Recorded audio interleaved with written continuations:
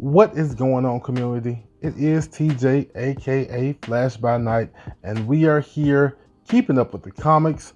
So before we get started, go ahead, hit that like button, and if you are not subscribed, hit the subscribe button and the notification bell, because today we are keeping up with King Grimlock issue number 4. So we are at the penultimate issue of this 5-issue miniseries, where Grimlock's been pulled into this mysterious land by magic to basically help defend these Manonian people against this golden one, basically. And of course, we are going to get the conflict between him and the golden one, who is this dragon here on the cover, which really drew me in. But everything's not what it seems. So he's uncovered the secrets of the golden one, and he's found the golden one's castle. We have a person who was with the Manonians who, because of Grimlock, kind of switched sides, and she becomes important later in the story. But Grimlock has convinced the Manonians that they can fight the golden one, and if he goes and uses his brute force, they can use other means, and by other means I mean magic, to complete the other part of the plan. Grimlock sounds dumb, and Grimlock talks in broken English, but he's figured out rather quickly who this is, what his weakness is, what his strengths are, and how to hit him where it hurts. And so we end up getting a conflict between him and the golden one that turns out to have him being in the shape of this dragon who bites Grimlock, and then Grimlock bites him back because he's Grimlock.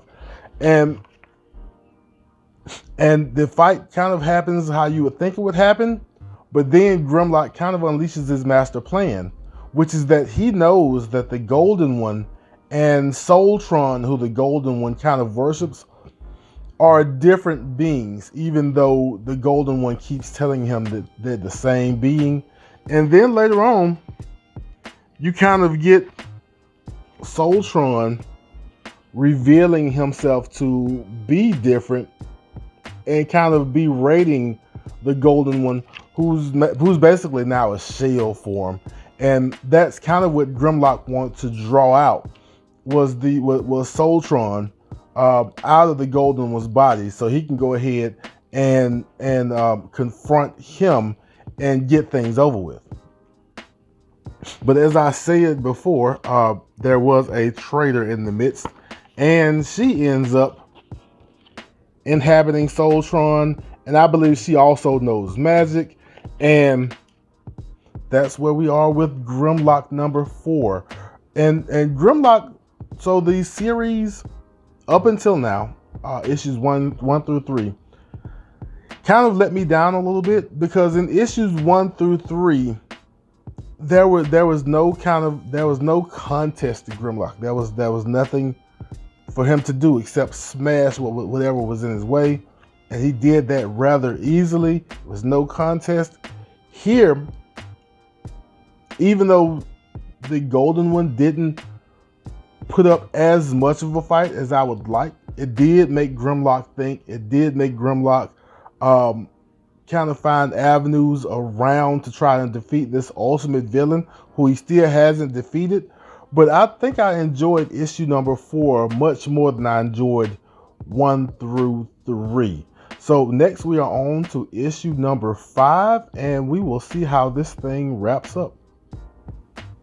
So the next book I want to keep up with is Not All Robots issue number 4, which happens to be like one of my favorite books in the last 2 weeks. And that is really surprising, considering that I was going to drop Not All Robots after issue number 2. Long story short, I missed issue number 1. I jumped on the issue number 2, and I didn't get any of the context that people talked about with issue number 1. But having read issue number 1, it makes issues number 2 through 4 all the more satisfying. And issue number 4 gets into the conflict we've all been looking towards. As you know, there's tension between humans and robots. There is mounting tension between robots and mandroids, which are these new model advanced human-looking robots that threaten to put all of the other robots out of a job, basically, and they'll be obsolete and useless and everything. And humans are pushing back against the robots. The robots are planning to push back against the mandroids, and it all boils over in the street. And it's great. It's great not because there's a conflict, but because there's a conflict that you can feel. I think everybody can feel where the robots are, being that they're used to being the ones in charge. They're used to having power, and then they found out they don't have the power anymore. And I believe that's probably where the humans stood. They thought they were in charge. They thought they had the power years ago. Fast forward, they're not in charge, and everybody wants to strike back because what they thought the world was no longer is, and they can see themselves, humans and robots, being obsolete. So our conflict happens, and there is at least one surprising casualty. There's some surprising consequences. I won't get into it, but I will say that Not All Robots has been a fun ride, and I'm looking forward to issue number 5 to see how they wrap it up. And that is what feels like a penultimate edition of Keeping Up with the Comics. I hope you enjoyed yourself. I hope you saw something you liked. If you did enjoy yourself, go ahead and hit that like button. And if you want to keep up with me, Keeping Up with the Comics, hit the subscribe button and the notification bell. Don't forget to leave comments. But as we always do at this time, love yourself, love others, and I will be back in a flash.